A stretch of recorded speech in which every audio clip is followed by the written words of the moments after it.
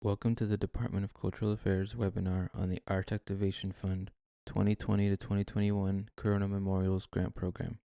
Thank you for joining us. My name is Rafael Vaca. I am the Arts Associate here with the Grants Division at DCA, and I will be discussing the grant program's requirements and application process.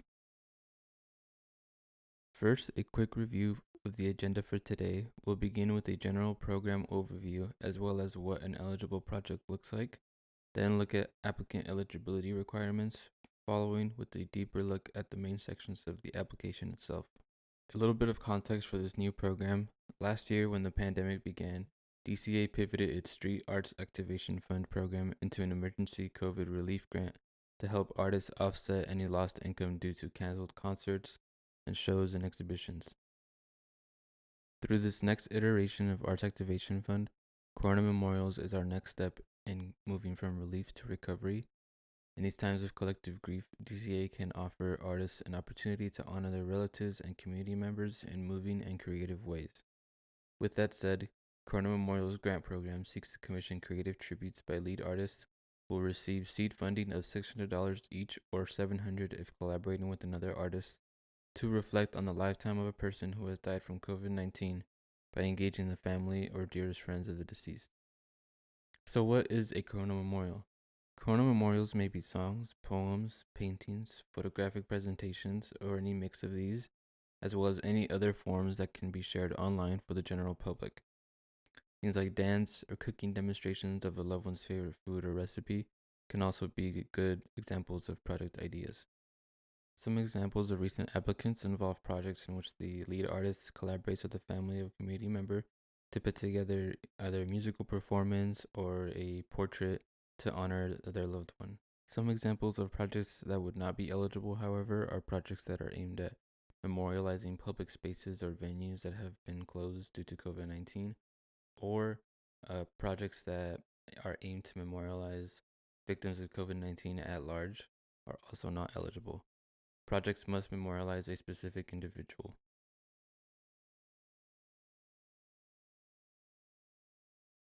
Now going into applicant eligibility requirements. First, lead applicants must reside within the municipal boundaries of the city of Los Angeles.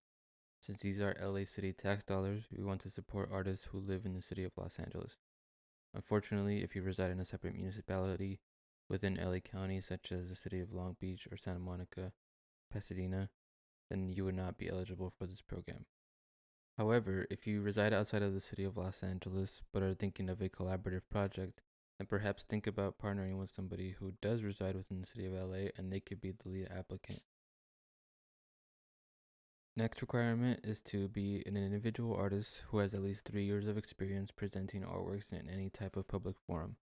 This can be a work as in private events or in people's homes as well, such as chamber musicians or mariachis doing wedding gigs. These would all be eligible forms of experience. Next would be to explain the connection between the lead artist and the person to be memorialized. We will touch on that in the application section of this presentation. Next would be to be able to provide a brief project report detailing audience engagement of a minimum of 100 people. And finally, be able to provide a W-9 form for contracting. Now we are going to take a deeper look at the application itself. This is a fairly short application, and we wanted to make this as easy as a process comparable to other municipal grants. We anticipated taking no longer than 30 minutes to complete should you have your materials ready, and we will discuss what those are shortly. So first, the application will ask for your general information, so your first and last name, email address, home address, and city council district. From here, this is a good spot to check your eligibility through this neighborhoodinfo.lacity.org website. If we go into that link, you will arrive at a homepage that looks like this, where you can enter your street address or intersection and find where in the city of Los Angeles your address is.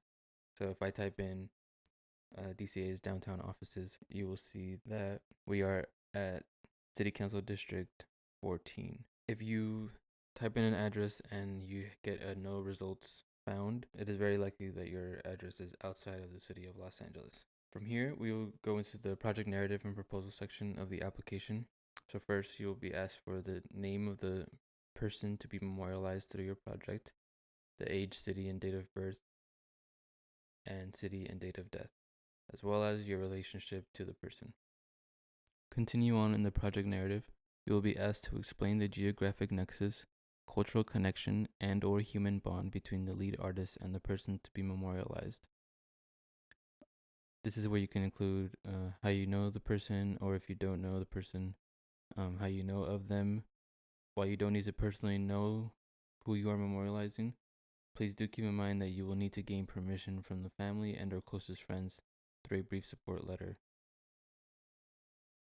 The next section will ask you to describe what the project is, which is a good place to detail on the artistic medium, research process, etc.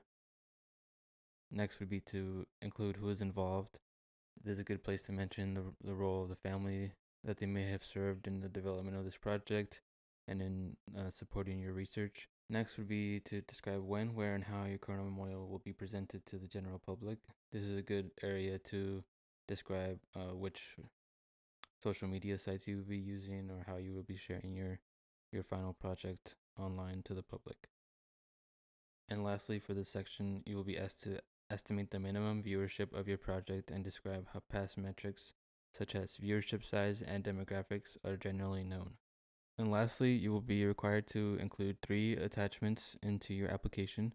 These are a brief bio or resume detailing your presenting experience, a work sample, preferably in the same medium as your proposed project, and finally, the brief support letter from the family or closest friends of the deceased.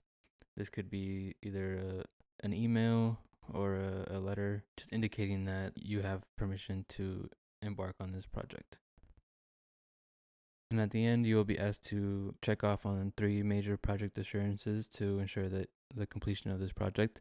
You will be asked if your proposed project can be produced and posted within 2 months after approval, or 3 months if you are collaborating with another artist.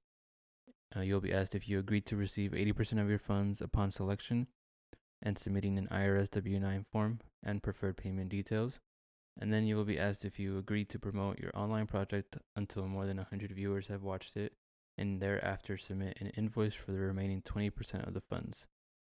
Once these are checked off yes, you can review your application and go ahead and submit, and you will be done. Like I said, unlike a typical government grant, we try to make this as simple as possible to apply. If you have any questions in your application process, please feel free to email me directly at rafael.vaca@lacity.org, or you can reach out through the DCA grants inbox. You can also find the application link in the description of this video. We hope you found this webinar helpful and that you consider applying. Thank you for watching.